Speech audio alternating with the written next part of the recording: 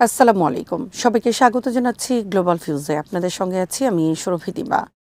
যুক্তরাষ্ট্রের president Donald Trump দাবি করেছেন, ইরান প্রকাশ্যে অস্বীকার করলেও দুই দেশের মধ্যে আলোচনা চলছে। সোমবার হোয়াইট হাউসে সাংবাদিকদের তিনি বলেন, সৌদি আরব, সংযুক্ত আরব আমিরাত, কাতার সহ কয়েকটি দেশের অনুরোধে ওয়াশিংটন তেহরানের সঙ্গে আলোচনার পথ অব্যাহত রেখেছে। ট্রাম্পের ভাষায়, এটি ইরানের জন্য একটি ভালো চুক্তিতে পৌঁছানোর শেষ সুযোগ।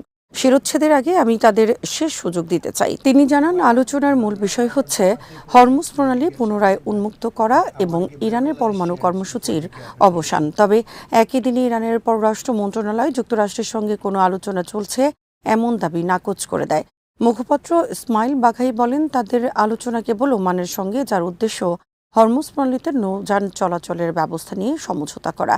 এদিকে ব্রিটেনের সামুদ্রিক নিরাপত্তা সংস্থা ইউকেএমটিও জানিয়েছে, মঙ্গলবার ভোরে ওমান উপকূলের কাছে হরমুজ প্রণালীতে একটি পণ্যবাহী জাহাজ অজ্ঞাত উৎস থেকে নিক্ষিপ্ত বস্তুর আঘাতে ক্ষতিগ্রস্ত হয়েছে। ঘটনার তদন্ত চলছে। ট্রাম্প অভিযোগ করেন, ইরান প্রকাশ্যে আলোচনা অস্বীকার করলেও বাস্তবে সমাধানের পথ নিয়ে যোগাযোগ অব্যাহত রয়েছে। তিনি আরও দাবি করেন, যুক্তরাষ্ট্রের পাল্টা অবরোধের কারণে তাদের অনুমতি ছাড়া ইরানে কিছুই প্রবেশ করতে পারবে না, যতক্ষণ না কোনো চুক্তি বা পূর্ণ আত্মসমর্পণ হয়। হরমুজ প্রণালী নিয়ে বিরোধ এখনও অব্যাহত। যুদ্ধের আগে প্রণালীটি আন্তর্জাতিক নৌযানের জন্য উন্মুক্ত থাকলেও বর্তমানে ইরান এর ওপর নিয়ন্ত্রণ বজায় রাখতে এবং জাহাজ চলাচলের নিজস্ব শর্ত আরোপ করতে চায়, যা যুক্তরাষ্ট্র প্রত্যাখ্যান করছে। ট্রাম্প আবারও বলেন, ইরানের পরমাণু নিরস্ত্রীকরণ অবশ্যই ঘটতে হবে। পশ্চিমা দেশগুলো দীর্ঘদিন ধরে অভিযোগ করে আসছে, তেহরান পারমাণবিক অস্ত্র তৈরির চেষ্টা করছে। তবে ইরান বরাবরের মতোই দাবি করেছে, তাদের পরমাণু কর্মসূচি সম্পূর্ণ শান্তিপূর্ণ ও বেসামরিক উদ্দেশ্যে পরিচালিত হচ্ছে। ব্রিটিশ সামুদ্রিক নিরাপত্তা সংস্থা United kingdom maritime trade operations জানিয়েছে, মঙ্গলবার হরমুজ প্রণালীতে ওমান উপকূলের কাছে একটি মালবাহী জাহাজ অজ্ঞাত একটি প্রজেক্টাইলের আঘাতে ক্ষতিগ্রস্ত হয়েছে। তবে সংস্থাটি জাহাজটির নাম প্রকাশ করেনি এবং কী ধরনের প্রজেক্টাইল ব্যবহার করা হয়েছে সে সম্পর্কেও বিস্তারিত তথ্য দেয়নি। ইউকেএমটিও এর তথ্য অনুযায়ী ঘটনাটি ওমানের আল খাসাব শহর থেকে প্রায় ২০ নটিক্যাল মাইল উত্তর পূর্বে ঘটেছে। জাহাজটি কর্তৃপক্ষকে জানিয়েছে যে এটি একটি অজ্ঞাত প্রজেক্টাইলের আঘাতে আক্রান্ত হয়েছে। ঘটনার পরপরই সংশ্লিষ্ট কর্তৃপক্ষ তদন্ত শুরু করেছে এবং আঘাতের উৎস ও প্রকৃতি নির্ধারণের চেষ্টা চালিয়ে যাচ্ছে। এখন পর্যন্ত জাহাজটির ক্ষয়ক্ষতির পরিমাণ, কোনো নাবিক আহত হয়েছেন কিনা কিংবা জাহাজটির যাত্রা কতটা ব্যাহত হয়েছে এসব বিষয়ে কোনো আনুষ্ঠানিক তথ্য প্রকাশ করা হয়নি। ইউকেএমটিও শুধু জানিয়েছে যে তারা পরিস্থিতি নিবিড়ভাবে পর্যবেক্ষণ করছে এবং সংশ্লিষ্ট সংস্থাগুলোর সঙ্গে যোগাযোগ রক্ষা করছে। হরমুজ প্রণালী বিশ্বের অন্যতম গুরুত্বপূর্ণ সামুদ্রিক বাণিজ্য পথ। মধ্যপ্রাচ্যের তেল ও গ্যাস রপ্তানির একটি বড় অংশ এই পথ দিয়ে আন্তর্জাতিক বাজারে পৌঁছে থাকে। ফলে এই অঞ্চলে যে কোনো ধরনের নিরাপত্তার ঘটনা আন্তর্জাতিক বাণিজ্য ও জ্বালানি সরবরাহ ব্যবস্থার উপর প্রভাব ফেলতে পারে। সাম্প্রতিক বছরগুলোতে হরমুজ প্রণালী ও এর আশপাশের জলসীমায় বিভিন্ন জাহাজে হামলা, ড্রোন ও ক্ষেপণাস্ত্র হামলার আশঙ্কা এবং আঞ্চলিক উত্তেজনার কারণে নিরাপত্তা ঝুঁকি বেড়েছে। এই মাটির টানে সারা দুনিয়ার সেই সব মানুষের জন্য আমাদের সামান্য সংযোগ, মাত্র ৩০% টাকায় জমির মালিক হয়ে নতুন বাংলাদেশের গড়ে তোলার স্বপ্ন দেখা। বাংলা বসতি। এই মাটি আমার, এই জমিন আমার। ইরানের প্রেসিডেন্ট মাসুদ পেজেশকিয়ান তার পদত্যাগের গুঞ্জন স্পষ্টভাবে নাকচ করে দিয়েছেন। তিনি বলেছেন, তিনি কোনোভাবেই পদত্যাগ করবেন না এবং দৃঢ়তার সঙ্গে দায়িত্ব পালন চালিয়ে যাবেন। প্রেসিডেন্টের কার্যালয় জানিয়েছে, জনগণের উদ্দেশ্যে তার পূর্ব নির্ধারিত বক্তব্য ৪টি পর্বে প্রকাশ করা হবে, যার প্রথম অংশ মঙ্গলবার রাতেই প্রচারিত হবে।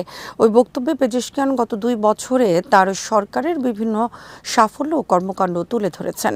পাশাপাশি বর্তমান পরিস্থিতি, বিশেষ করে যুদ্ধ, আঞ্চলিক উত্তেজনা এবং সম্ভাব্য আলোচনা বা কূটনৈতিক উদ্যোগ নিয়ে নিজের অবস্থান ব্যাখ্যা করেছেন। সাম্প্রতিক সময়ে ইরানকে ঘিরে নানা জল্পনা কল্পনার মধ্যে তার এই বক্তব্যকে রাজনৈতিকভাবে গুরুত্বপূর্ণ হিসেবে দেখা হচ্ছে। এদিকে যুক্তরাষ্ট্রের স্টেট ডিপার্টমেন্ট কংগ্রেসকে জানিয়েছে যে তারা বিশ্বের 5টি কূটনৈতিক মিশন বন্ধ করার পরিকল্পনা করেছে। বার্তা সংস্থা রয়টার্সের প্রতিবেদনে বলা হয়েছে, কানাডার উইনিপেগ, জাপানের নাগোয়া, ক্যামেরুনের দুয়ালা, ইন্দোনেশিয়ার মেদান এবং গ্রানাডার সেন্ট জর্জেসে অবস্থিত মার্কিন কূটনৈতিক মিশনগুলো বন্ধ করার সিদ্ধান্ত নেওয়া হয়েছে।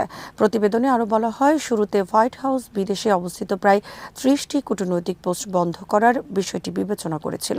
তবে আপাতত ব্যয় সাশ্রয় এবং কার্যকারিতার বিষয়টি বিবেচনায় নিয়ে মাত্র 5টি মিশন বন্ধের সিদ্ধান্ত বাস্তবায়ন করা হচ্ছে। তবে এই পদক্ষেপ নিয়ে উদ্বেগ প্রকাশ করেছেন যুক্তরাষ্ট্রের ডেমোক্রেটিক পার্টির নেতারা এবং জাতীয় নিরাপত্তা সংশ্লিষ্ট একাধিক সূত্র। তাদের মতে বিভিন্ন অঞ্চলে মার্কিন কূটনৈতিক উপস্থিতি কমে গেলে ওয়াশিংটনের প্রভাব, তথ্য সংগ্রহের সক্ষমতা এবং মিত্র দেশগুলোর সঙ্গে সমন্বয় দুর্বল হতে পারে। ফলে আন্তর্জাতিক কূটনৈতিক পরিমণ্ডলে যুক্তরাষ্ট্রের অবস্থান ক্ষতিগ্রস্ত হওয়ার আশঙ্কাও রয়েছে। ভারতের বিহার, গুজরাট ও মধ্যপ্রদেশের 3টি বিধানসভা উপনির্বাচনের ফলাফলকে ঘিরে নতুন রাজনৈতিক আলোচনা শুরু হয়েছে। বিরোধী দলগুলোর দাবি এই ফলাফল দীর্ঘদিনের বিজেপি আধিপত্যে ভাঙনের ইঙ্গিত দিচ্ছে। তবে রাজনৈতিক বিশ্লেষকদের মতে এটিকে এখনই বিজেপির পতনের সূচনা বলা সময়ের আগে হবে। সবচেয়ে আলোচিত ফল এসেছে বিহারের বাঁকিপুর আসনে। 4 দশক ধরে বিজেপির দখলে থাকা এই আসনে জন সুরাজ পার্টির প্রতিষ্ঠাতা প্রশান্ত কিশোর প্রায় 19,000 ভোটে জয়ী হন। মাত্র 8 মাস আগে একই আসনে বিজেপি 52,000 ভোটের ব্যবধানে জিতেছিল। ফলে অল্প সময়ের ভোটের এই বড় পরিবর্তন দলটির জন্য বড় ধাক্কা হিসেবে দেখা হচ্ছে। অন্যদিকে গুজরাটের মঞ্জলপুর আসনে বিজেপি জয় ধরে রাখলেও আগের নির্বাচনের তুলনায় জয়ের ব্যবধান প্রায় 72,000 ভোট কমে যায়। মধ্যপ্রদেশের দাতিয়া আসনে কংগ্রেস দলীয় কোন্দল সত্ত্বেও জয় পেয়েছে। বিশ্লেষকদের একাংশের মতে তরুণ ভোটারদের অসন্তোষ, বেকারত্ব, শিক্ষা খাতের সংকট, প্রশ্নপত্র ফাঁস এবং সাম্প্রতিক ছাত্র আন্দোলনের প্রভাব উপনির্বাচনের ফলাফলে প্রতিফলিত হয়েছে। একই সঙ্গে বিজেপির অভ্যন্তরীণ অসন্তোষও কয়েকটি রাজ্যে প্রকাশ্যে এসেছে।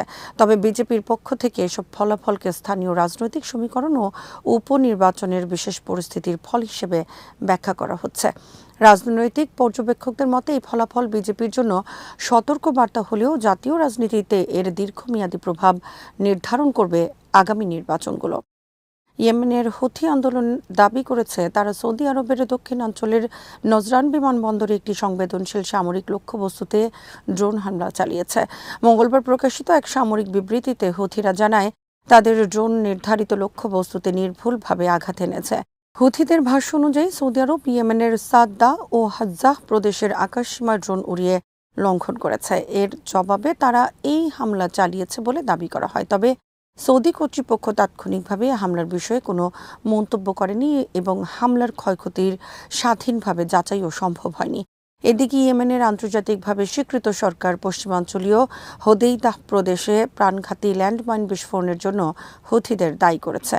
সরকারি বিবৃতিতে বলা হয়, সোমবার রাতে ঘটে যাওয়া ওই বিস্ফোরণে একই পরিবারের 4 সদস্য নিহত এবং আরও 6 জন আহত হয়েছেন। সরকারের অভিযোগ, হুথিরা এলাকা জুড়ে নির্বিচারে স্থলমাইন পুঁতে রেখেছে, যার ফলে অঞ্চলটি এখনও অত্যন্ত ঝুঁকিপূর্ণ হয়ে রয়েছে। সরকার আরও জানায়, হোদেইদা প্রদেশে সাম্প্রতিক সময়ে সংঘটিত সবচেয়ে ভয়াবহ বিস্ফোরণগুলোর একটি ছিল এটি। দীর্ঘদিনের সংঘাতের কারণে ইয়েমেনের বিভিন্ন এলাকায় পুঁতে রাখা মাইন ও অবিস্ফোরিত গোলাবারুদ এখনও সাধারণ মানুষের জন্য বড় হুমকি হয়ে রয়েছে। উল্লেখ্য, ইয়েমেনে দীর্ঘদিন ধরে চলমান সংঘাতে হুথি বিদ্রোহী, আন্তর্জাতিকভাবে স্বীকৃত সরকার এবং সৌদি নেতৃত্বাধীন জোটের মধ্যে সংঘর্ষ অব্যাহত রয়েছে। এতে দেশটির মানবিক সংকট আরও গভীর হয়েছে এবং বেসামরিক মানুষের প্রাণহানি ও বাস্তুচ্যুতির সংখ্যা ক্রমাগত বাড়ছে। আজ এখানেই শেষ করছি। সবাই ভালো থাকুন, সুস্থ থাকুন আর দেখতে থাকুন বিডি ভিউজ। চ্যানেলটি ভালো লাগলে সাবস্ক্রাইব করুন। সংযুক্ত থাকুন আমাদের ফেসবুক পেজে।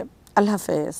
এই মাটির টানে সারা দুনিয়ার সেই সব মানুষের জন্য আমাদের সামান্য সংযোগ মাত্র 30% টাকায় জমির মালিক হয়ে নতুন বাংলাদেশের গড়ে তোলার স্বপ্ন দেখা। বাংলা বসতি। এই মাটি আমার, এই জমিন আমার।